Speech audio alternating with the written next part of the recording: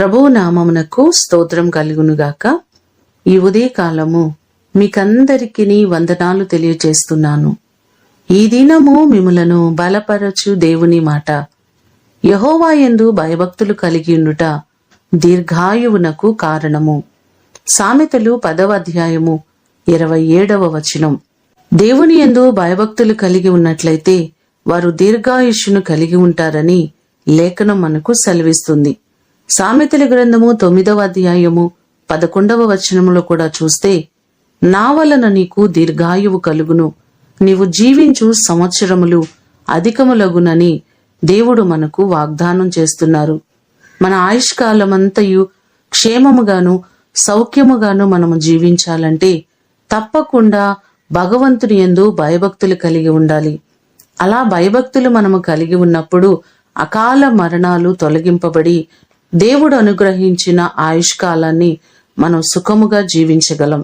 ఈ మాటలు వింటున్న మీకందరికీ దేవుడు సంపూర్ణమైన ఆయుష్ను అనుగ్రహించి ఆయన మీకు క్షేమమును కలుగ చేయునుగాక.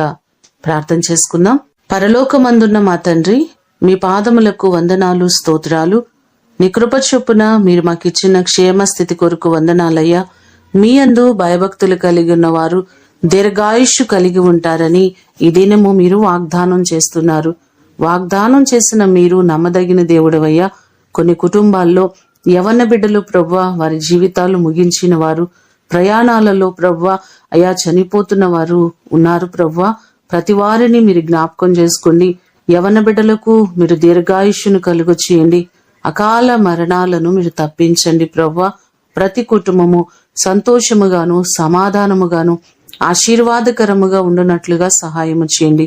ఈ దినము కొరకు వందనాలు, కృతజ్ఞతలు తెలియజేస్తూ యేసు అతి శ్రేష్టమైన నామమున అడిగి వేడుకొని పొందియున్నాము తండ్రి.